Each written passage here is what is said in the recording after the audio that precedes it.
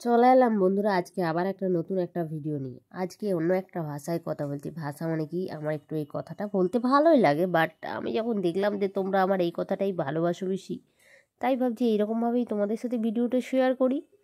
তো চলো, একদম চলে এসেছি চটজলদি একটা রেসিপি নিয়ে। যদি এটা আমার বাড়িতে প্রথমবার রান্না হচ্ছে, এই দেখো বাজার থেকে নিয়ে আসছি একদম মাছগুলো, সত্যি দাম যেমন 400 টাকা কিলো। কি মাছ বুঝতে পারছো? এটা হচ্ছে ভেটকি মাছ, ভেটকি গো। সেই ভেটকি মাছকে নিয়ে আসছি আজকে, একদম গোটা ভেটকি মাছ।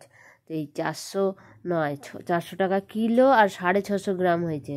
সেই জন্য আর কি ওই মাছ নিয়ে আসে, এই যে নুন হলুদ সব মাখাতে হবে, ভালো করে ধুতে হবে। বেশিক্ষণ সময় লাগেনি, বাজারে তো ভালো করে কেটে দিচ্ছে, সেজন্য বেশিক্ষণ টাইমই লাগেনি। তাই আর কি ভালো করে ধুয়ে নিচ্ছি। ধুয়ে একদম জল টল ঝরিয়ে নুন হলুদ আর একটু লঙ্কা গুঁড়ো দেবো, যাতে মাছগুলো দেখতে ভালো লাগে। যতই ভাজি একটু দেখতে সুন্দর না হলে হয়, তাই আর কি ভাবলাম একটু ভালো করে ভেজে নিই।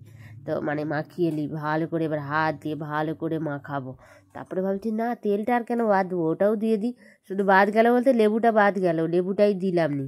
ভাবলাম না না, অতিরিক্ত আবার হয়ে যায়, নুন হলুদ দিলেই হয়ে যায়, তার আবার লঙ্কা গুঁড়ো আবার তেল, বুঝতে পারছো তো। যাই হোক, খেতে কিন্তু দারুণ হয়েছিল, বেশি মশলাও লাগেনি।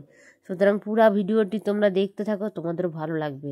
তো নতুন বন্ধুরা বলছি, যদি মোর ভিডিও ভালো লাগে তো অবশ্যই লাইক করো, আর না লাগলে করতে হবে না, শুধু দেখে চলে যাও, কোনো অসুবিধা নাই। এই যে মোর ছাদ বাগানে ফুলকপি এত সুন্দর হয়েছে নি, এবারে মোটামুটি এবারে 8খানা ফুলকপি হয়েছে। তো 8খানা ফুলকপি থেকে 2খানা খেয়ে লিছি, আর এই একটা এখনও আছে 2-3টা। তো ওইখান থেকে ওই একটা ফুলকপি তুলে নিয়ে আসছি, ওই ফুলকপি কেটে রাখছি। আর যেহেতু আমার গাছের, তো সেই জন্য আমি ওর জল ঝরাবো নি, ওইভাবেই রান্না করব। তো একবারে সব রেডি করছি, আলু পেঁয়াজ টমেটো সব কেটে নিয়েছি। একটা বড় একটা টমেটো আর বড় একটা পেঁয়াজ কাটছি, দুটা কাটতেই হবে, নাহলে রান্না ভালো হবে নি। তাই জন্য দুটা কাটছি, আর এদিকে তেল চেপা দিচ্ছি, দিয়ে নুন দিচ্ছি আর হলুদ দিচ্ছি, যাতে মাছগুলো দারুণ মচমচ করে একদম ভাজা হয়ে যায়। তো তোমরাই দেখো আর বলো তো, এইটা কি মচমচে ভাজা হয়নি? দেখে লোভ লাগবে, মনে হবে গরম গরম মাছ ভাজা দিয়ে দিলে মুড়ে খেয়ে নেবো। আবার এই মাছটা ভেটকি মাছে আবার কাঁটা নেই, বাচ্চা থেকে বড় থেকে সব খেতে ভালোবাসবে। তো যাই হোক, মাছগুলো তো ভাজা হয়ে গেল।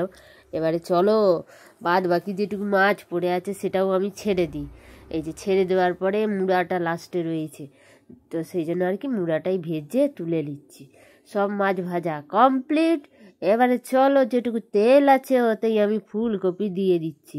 আমাদের বাড়িতে আবার পাতা টাতা সব নিয়ে নিচ্ছে, কেন বলো তো, মানে দিতে বলছে, বলে এই ছাদের জিনিস বেশি সার দিইনি, এত সুন্দর হয়েছে, তার মধ্যে তুমি পাতা দিবে নি, সব দাও বলে আমি সব দিয়ে দিয়েছি। তো বাজার থেকে হুলে নিয়ে একটু জল টল ঝরিয়ে খেও, কারণ ওখানে সার দিয়ে এত বড় বড় ফুলকপি মানে বিক্রি হয় 10 টাকা। এখন তো আরও দাম কমে গেছে। যাই হোক, আমি এখন বাজার দিয়ে কিনে খাইনি। মোর তো ভালো হয়েছে, সবার লাস্টে মোর ছাদে ফুলকপি হয়েছে, ওইটাইতেই বিশাল আনন্দ। তো কি বলবো আর, মনে নেই, মানে আনন্দের কথা তোমাদের সাথে তো শেয়ার তো করতে হবে না। তো নুন হলুদ দিয়ে ভালো করে ফুলকপিটি ওই তেলের মধ্যেই ভাজা হয়েছে। যতই যাই বলো, মাছ দিয়ে আলু দিয়ে ফুলকপি ঝোল বানালে প্রচুর তেল লাগে। যত ভাবি কম তেলে রান্না করব, সে আর হয়ে ওঠেনি। আর কম তেল দিলে এদিকে রান্না ভালো হয়ে ওঠেনি, জানি না তার মানে কি আমি রান্না করতে পারিনি, ভগবান জানে। হে প্রভু, তুমি বলো আমি রান্না করতে পারি কি পারি না। সত্যি বলতে তো ভালোই করি, বাড়ির মানুষ খায় এত মন তৃপ্তি ভরে, সেটাই দেখে মনে করি যে ভালোই বানাই। তো চলো, আবার তো তেল দিতেই হলো, দিয়ে এবার আলু দিয়ে দিলাম, দিয়ে আলুটাকে লাল লাল করে ভেজে নিয়েছি। ভেজে নিয়ে আলু ফুলকপি দুটা মোর রেডি হয়েছে। এবারে আর তেল দেবো নি, এই তেলের মধ্যেই কিন্তু অল্প করে জিরা দিয়ে দিবে। একদম জিরাটাকে ভালো করে কিন্তু ভেজে নিবে। তো আমি তো ভালো করে ভাজা হয়েইছে, একদম তেল তো গরম ছিল। তো সেই তেলের মধ্যেই দিয়ে দিলাম পেঁয়াজ, বড় পেঁয়াজ, কিন্তু মনে করে রেখো একটাই পেঁয়াজ, সব থেকে বড় পেঁয়াজ বাজার থেকে নিয়ে আসবো। বলবে মোরা আজকে ফুলকপি আলু রান্না করব, সেটা বড় পেঁয়াজ দাও। সেটা বড় পেঁয়াজ দিয়ে আসছে, ওই একটা পেঁয়াজ দিছি।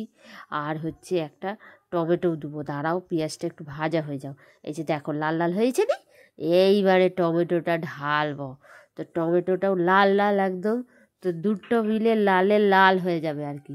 দাঁড়াও, তো দুটা লাল লাল করার জন্য একটু ভাজতে ভাজতে ভাবলাম না মশলাপাতি আর বাকি থাকে কেন, তো একটু নুন দিয়ে দিই আর একটু হলুদ দিয়ে দিই। আর এই যে এই লাল লঙ্কা গুঁড়াটা দেখছো নি, এটা কাশ্মীরি নয়, এটা ঝাল লঙ্কা গুঁড়ো।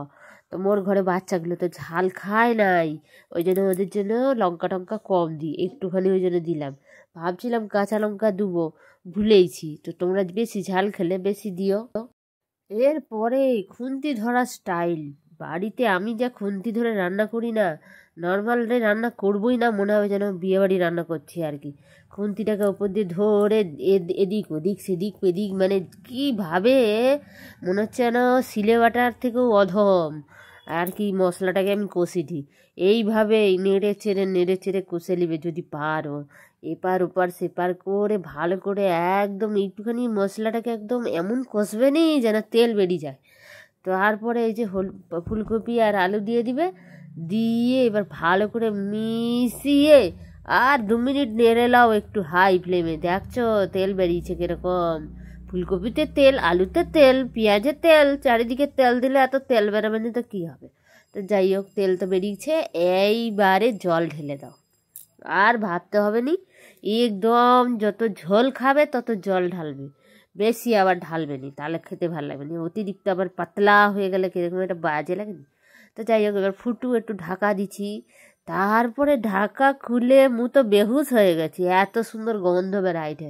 ও, কি ফুলকপি আলুর ঝোল রান্না হয়েছে গো, কি বলবো তোমাদের, হেভি হয়েছে, সব সিদ্ধ হয়ে গেছে। আমি তো ভাবলাম গাছের ফুলকপি রান্না আজকে যেন জমে গেছে, বাড়ির লোক হেভি বলছে।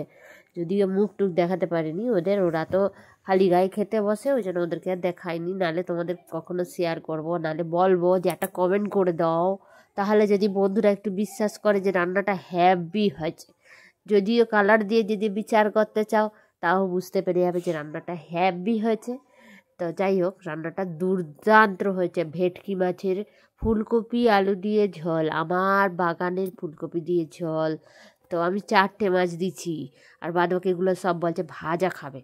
তারপরে ভাবলাম না একটু নুনটা টেস্ট করে দেখি, নুনটা দেখলাম, দেখে বুঝলাম আর একটু নুন দিতে হবে, আর একটু গরম মশলা, ব্যাস দুটা দিয়ে একটু ঢাকা দিয়ে রেখে দাও।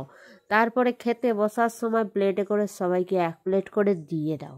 তো কেমন লাগলো ভিডিওটি অবশ্যই তোমরা কিন্তু কমেন্টের মধ্যে জানিও। আর আমি যদি কোনো ভুলভাল বলে থাকি তোমাকে ক্ষমা করো। আর ভালো লাগলে লাইক করো, কমেন্ট করো, সাবস্ক্রাইব করো আর শেয়ার করো। টাটা বন্ধুরা।